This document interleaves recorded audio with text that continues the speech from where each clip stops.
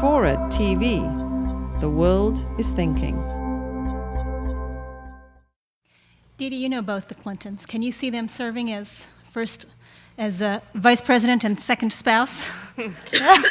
I at the beginning of this campaign, I would have said there's no way Hillary Clinton would ever want it.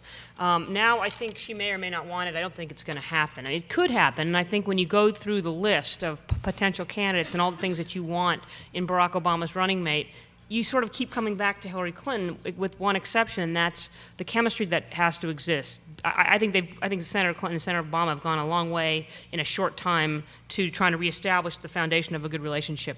But I think if you look back over history, the most successful pairings between a president and vice president have been ones that have had really great chemistry. And that's why George Bush picked Dick Cheney to the detriment of the entire world.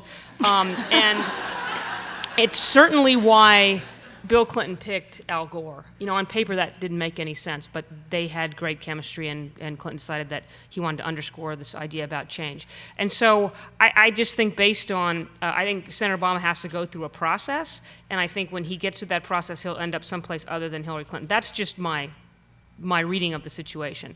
I think it's tremendously complicated. I think Bill Clinton has been a tremendously complicating factor in this more broadly.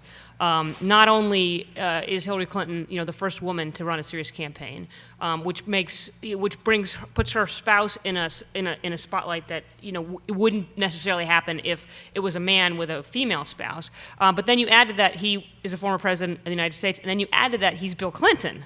And all of a sudden, you have this very complicated dynamic. And I think, what would his role be? We really didn't get as much to what would his role be as we might have in this contested primary, but it certainly would have been a humongous issue in the general election. And I think the Obama people are scared to death of that whole complicated dynamic on top of the chemistry issues. So I don't think we'll see it.